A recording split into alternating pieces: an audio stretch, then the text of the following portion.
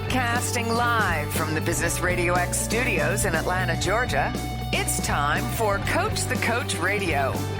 Brought to you by the Business RadioX Ambassador Program, the no-cost business development strategy for coaches who want to spend more time serving local business clients and less time selling them.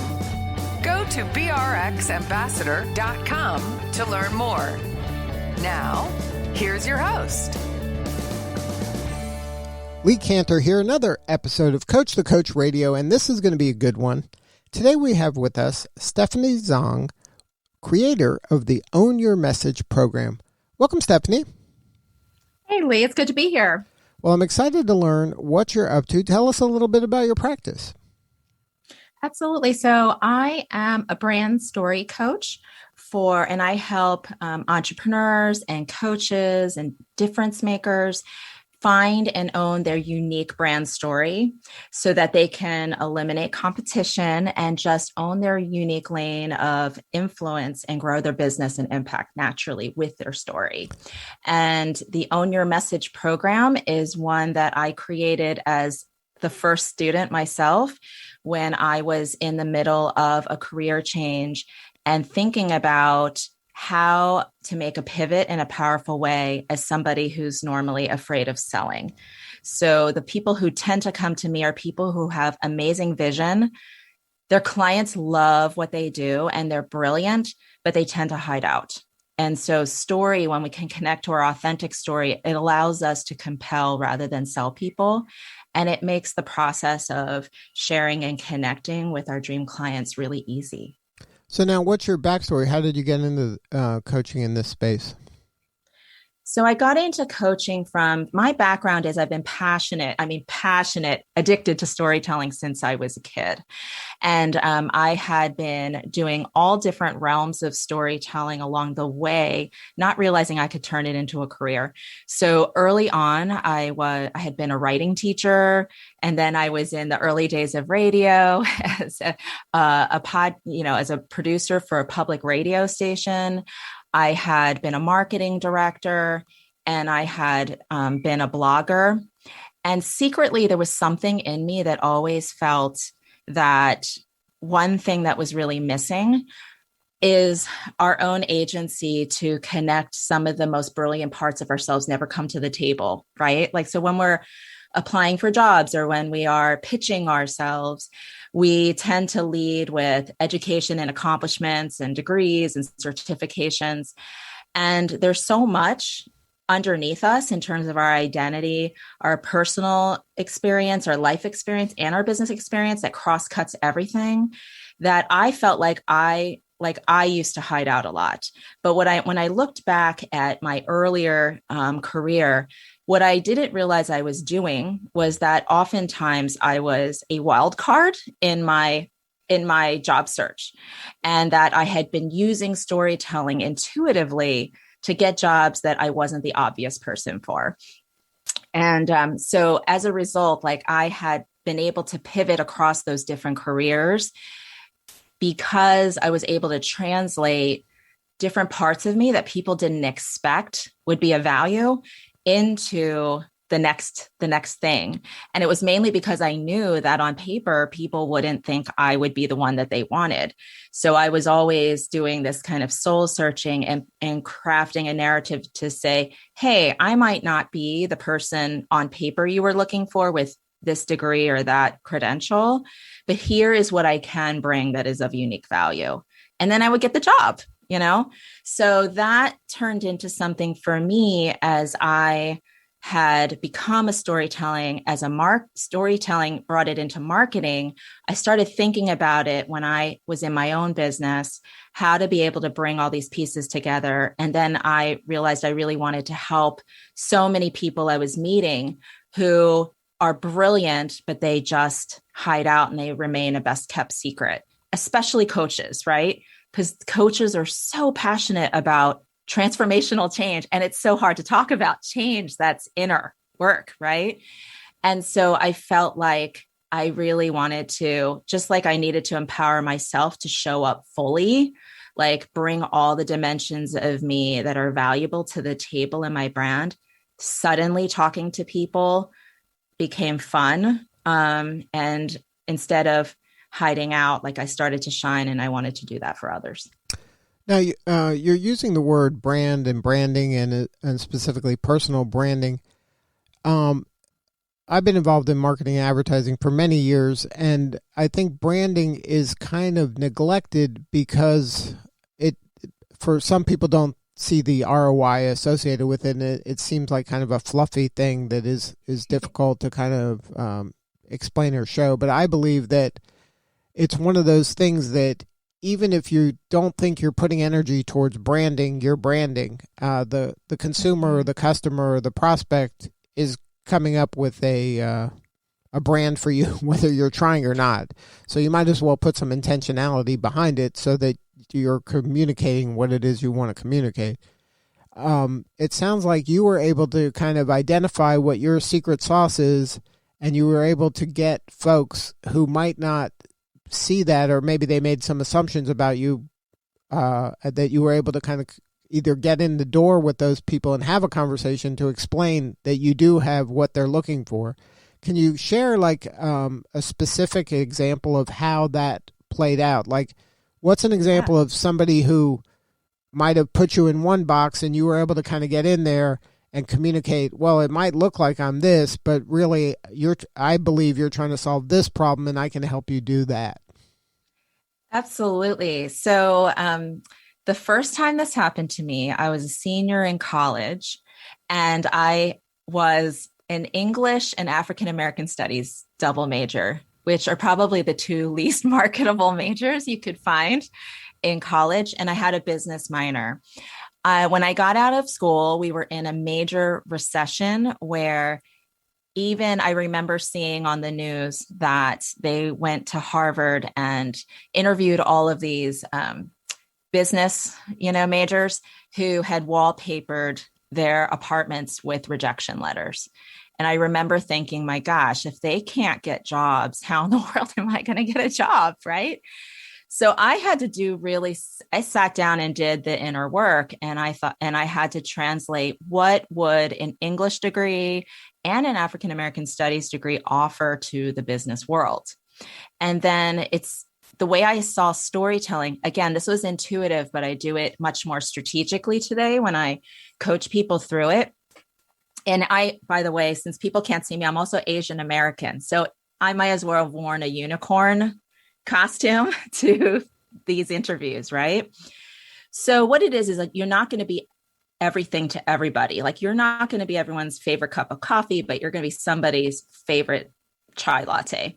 And so when I realized at that time that the cultural competency that I was building in terms of being Asian and studying African American studies, and then also the communications piece and some of the aspects of my English courses, like covered issues of ethics and things like that in business you need. So when I went out and looked at businesses, I noticed that GE this was really early on, before diversity, equity, inclusiveness was even a thing, by the way.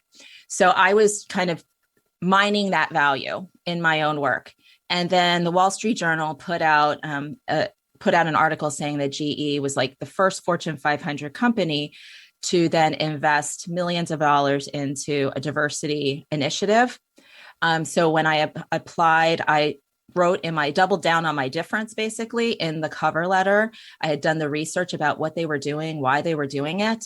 And then I directly tied my experience to that piece and landed an interview there. And then when I landed the interview and I went on site, there was a manager who brought me in, and he had redlined my entire cover letter. And he had said, "Did you write this letter yourself?" I said, "Yes, I did." He goes, "Well, in this paragraph, you say, you claim this degree." He was just grilling me so hard about what in the world does an English degree have to do with finance. And this was an aerospace industry. And I talked about one of the classes I had taken around, ethics and pieces. And so he started throwing these ethical questions that he has to deal with on the daily at me, and how I would handle those things.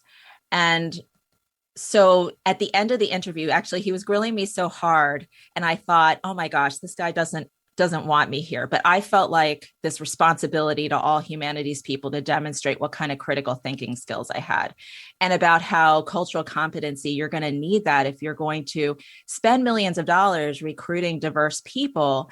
But if you realize that culturally people, giving them examples of how people view time differently, how are you going to get the best productivity out of people? So at the end of the interview, he said, I'm not supposed to tell you this, but I'm going to highly recommend you for this. And I hope you come to work with me. And when I got out of the interview, the person who was leading me said, are you okay? And I said, yeah, why?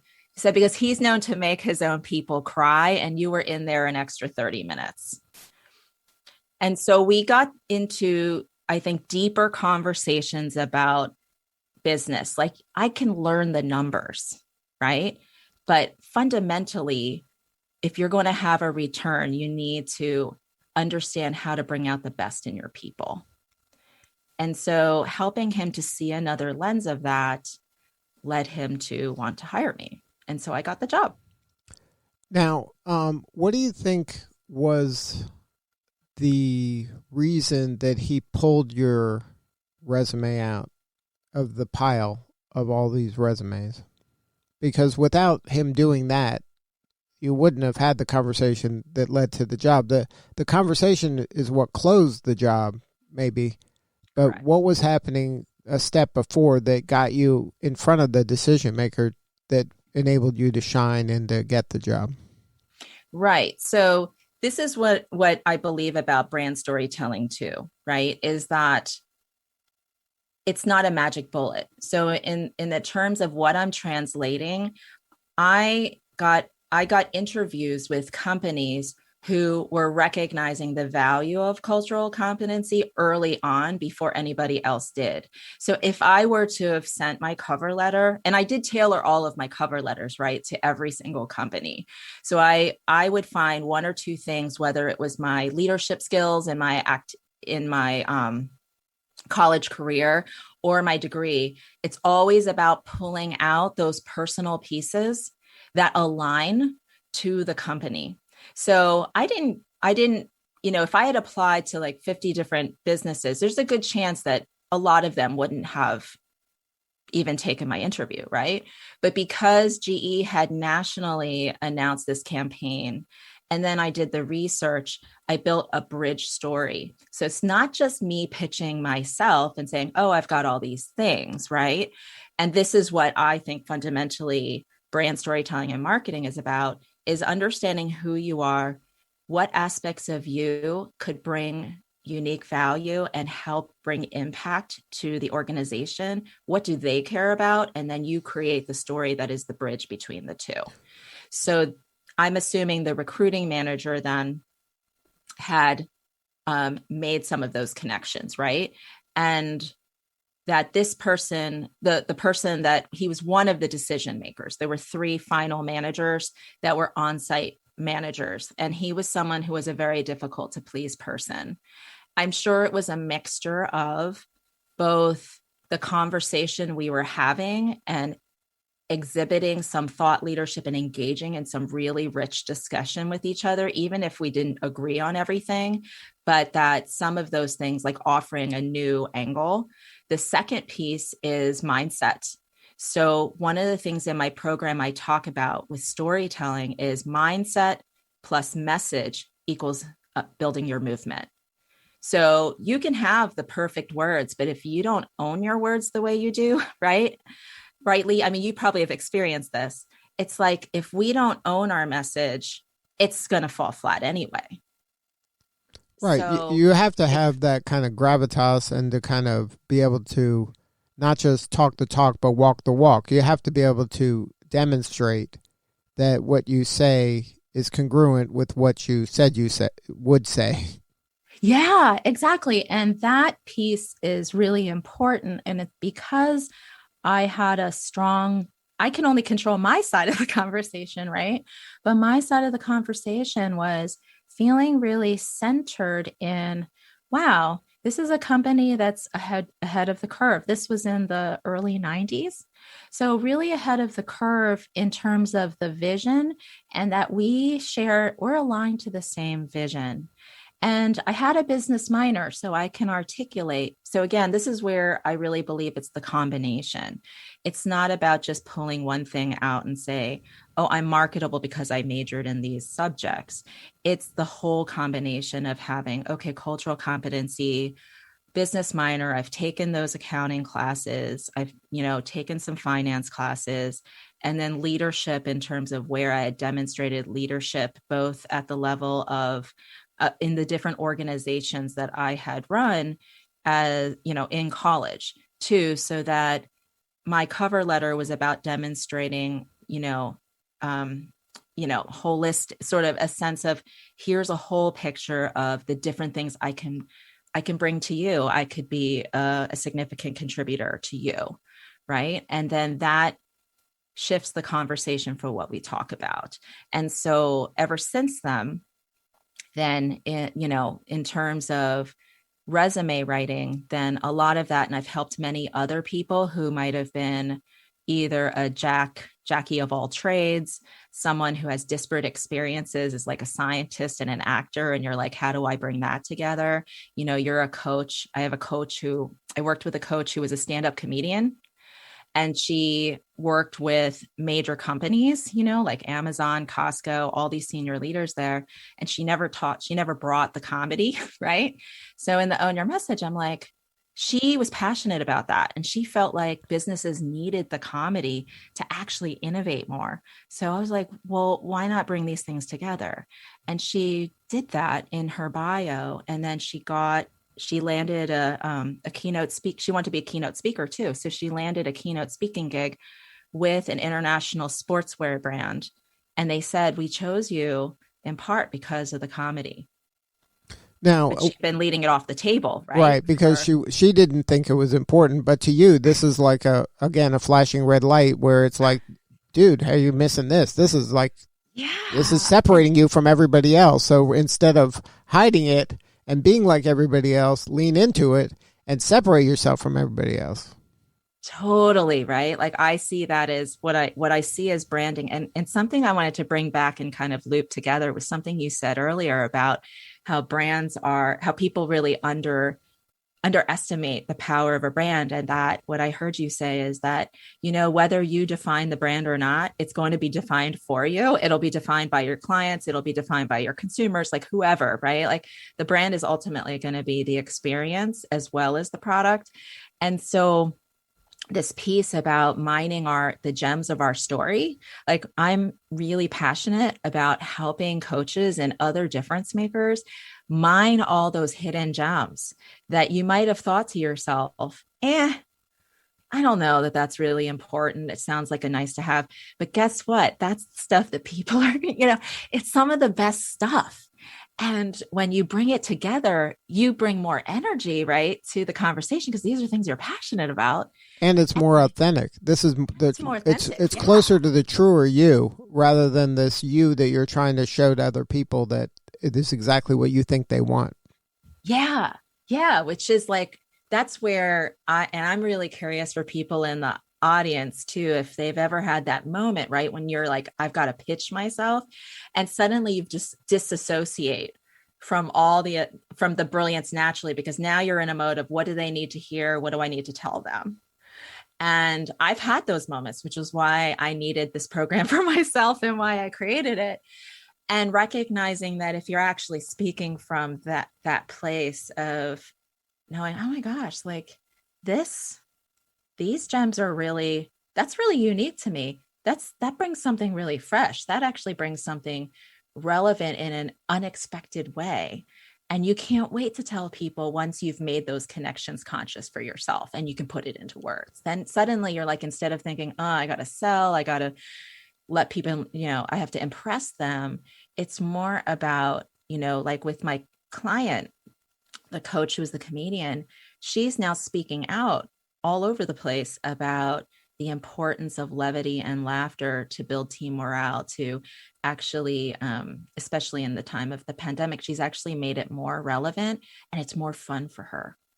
And Right. she like can't wait to tell everybody, right? Yeah, I'm with you 100%. I think that a mistake that a lot of folks make is that they try to be like everybody else. I think that you have Yeah. to, I mean, you have to have the core competencies. I don't want to say that you can be totally kind of out there, because that to me becomes counterproductive, but you have to be competent and show that you can do whatever it is they're trying to do. But all those differences, all those unique kind of elements of yourself, that's what's separating you from everybody else. And I think that most people would be better served by doing more of that and shining the light on all that, with the understanding I can do the basics, foundational work of whatever my specialty is. I mean, that's I would kind of not kind of lean on that part of my resume. I would lean on that. To me is, of course I do that. What makes me different are the A, B, and C here. This is what separates me from everybody else. And in my mind, it's better to not be selling, but I'm vetting you to see if you're the right fit for me. Yes. Because this is how I do things, and this is who I want to work with, and this is who I best work with. So if I can be clear on that element, then I'm not selling anymore. I'm choosing. And I don't like to be in the position of I'm hoping to be picked. I'd rather be in the position of I'm picking, and I'm choosing you to see if you're the right fit for me. And this is what I bring. I know what I can do. I don't know if I'm going to be the right fit for you or you're the right fit for me. Yes. And, you're bringing up a really excellent point, and something that I learned, through trial and error. And then in the program, we talk about a lot is I believe there's no such thing as rejection. It's just about alignment and fit, like you said, right? So it becomes a two-way process of I'm going to share what I can offer, and you're going to share with me what you need. And then we're sharing those pieces of our humanness, especially in coaching, right? You have to feel like this person gets you.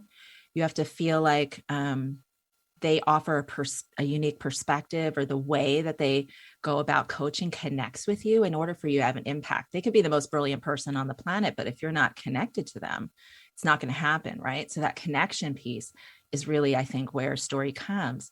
So I used to be terrified. Used to be terrified of selling. Even as a young girl, I was an amazing Girl Scout who couldn't sell Girl Scout cookies like to my neighbors. And I was terrified of it. And so for me now, what it looks like is if I like you said, if I understand the places where I will naturally bring out my best, and that certain types of clients fire me up, give me goosebumps, and then I bring my best, that's alignment. And if the person doesn't really vibe with what I have, they're meant to work with somebody else, right? We don't have alignment there, but there's somebody else there that they can have that make that magic with.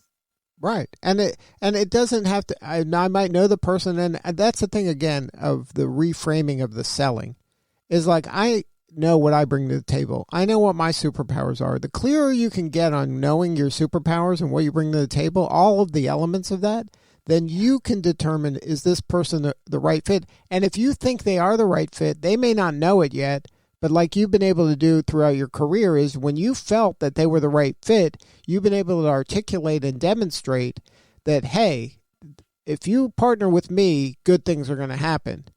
And it's almost kind of like your moral duty to try to help those people as best they can. They may choose not to work with you, but if you think it's the right fit, you should be going after them, and with kind of this sense of responsibility of, I got something that's going to help you, and I feel compelled to tell you about this. It's not something you should be hesitant about or kind of sheepishly go after it. This is something you almost have to do if you're being authentic to yourself. I love that. When you said moral duty and that you have to do it to be authentic to yourself, I could happy dance listening to you say that. It is so true. And that's something I didn't realize either.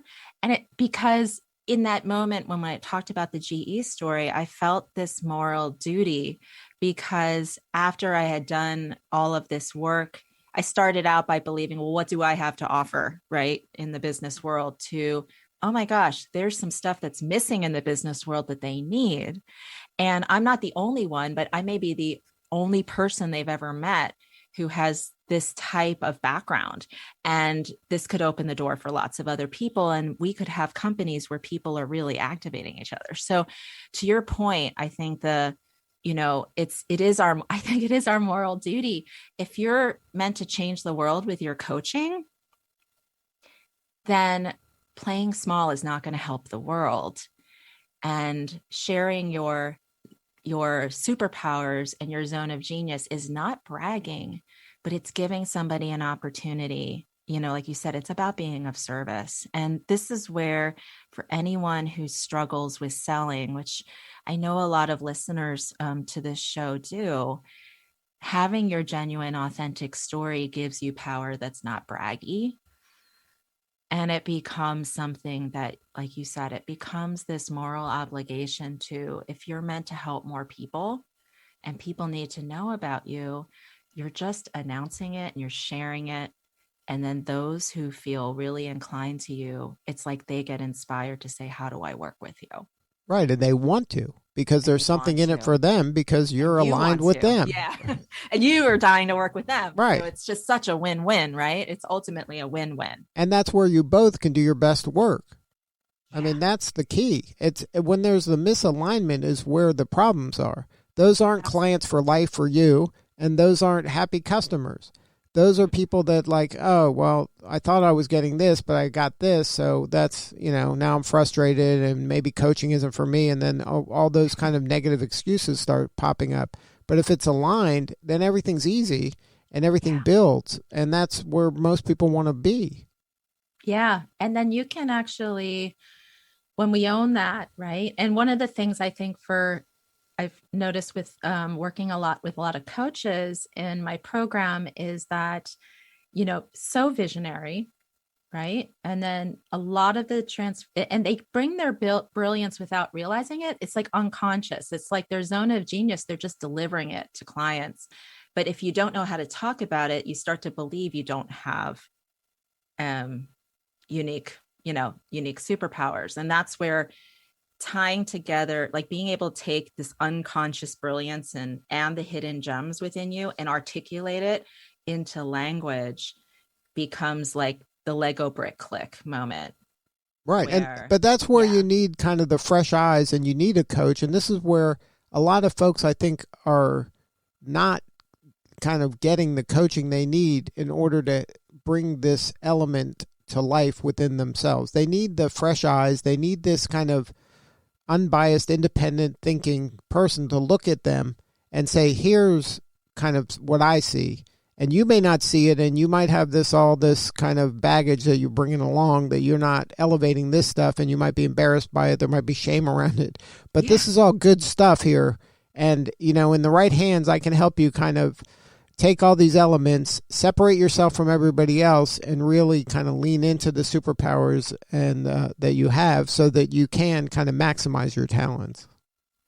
Yeah, absolutely. That's something I really feel passionate about, coaches being able to bring that out. I feel like coaches have immense power to change the world, because they're, everybody's a transformation maker. I'm a coach as well too. And I realize that if we can serve more people, there's tremendous possibility, right? For communities, for teams, for individuals to walk their walk differently. And that's what really excites me.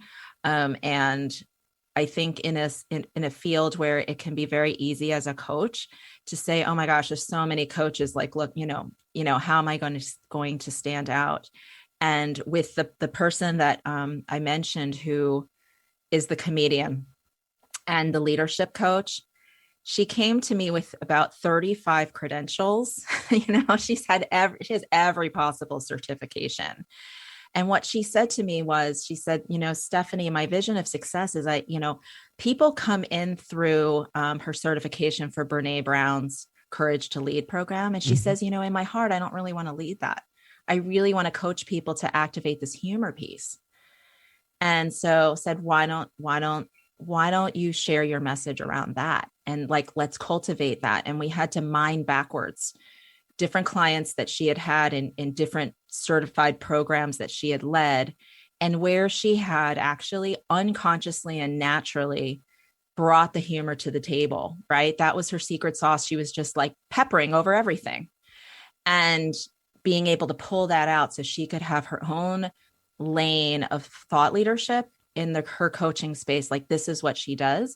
And this is what I mean by eliminating competition. It's like whatever your passions are, and what you said about experiences we've even maybe had shame around. I think about, one of the things about gems is, diamonds are actually made under intense heat and pressure. So the things you have walked through, you have triumphed over, like that is just all premium value on top of the certification you have, especially if you want to lead people through certain changes you've walked through. Then, oh my gosh, bring that out. Right. Well, that's where I think that your value is. And with that specific client of yours, you gave her permission to do that. She probably knew in the back of her head that that was a good thing, but you kind of validated it and said, you know what? It's the move to make. She obviously had the skills to do it. She's been doing that work separately, and she didn't think that it was worthy of being elevated into her coaching, and you gave her permission, and that gift had a real impact. And that's the value of a coach, and it's the value of you specifically of helping your clients kind of, lean into these superpowers they have at their disposal. They have them there. You're just giving them the kind of permission, and you're letting them know that these things exist, and they may not think they're important, but if you can cobble together these 3 superpowers, all of a sudden you're different than everybody else, and you bring a lot to the table now. Yeah. And as you mentioned earlier, it becomes effortless because those are your zones of genius, right? And you give them without thinking about it. And so when you're able to articulate that in words with the energy that you usually have when you're exercising this brilliance, you become unstoppable, right? You become a magnet for exactly your dream clients. And if you're doing it right, you're repelling the people that are not your dream clients. Right. And you're happier, less stress, everything becomes easier. And that's how life really can be if you're aligned right. That's right. Well, good stuff. Well, thank you so much for sharing your story today. If somebody wants to learn more about what you're up to, can you share the website that they can get more information or connect with you? Yeah, absolutely. So if you're interested everyone's welcome to go to stephaniezhong.com. Stephanie, and Zhong is spelled Z as in zebra, HONG, stephaniezhong.com. And if you're interested in doing a free consult call, you can book a clarity call with me if you are ready to, crystallize your message together. And I also have a newsletter you can sign up for where I share biweekly different tips and examples of how people have found and articulated their special story and how they've activated it to be able to grow their business. Good stuff. Well, Stephanie, thank you again for the work you're doing. It's important, and we appreciate you. Thanks, Lee, for having me. It's been a real joy to talk with you. All right. This is Lee Cantor. We'll see you all next time on Coach the Coach Radio.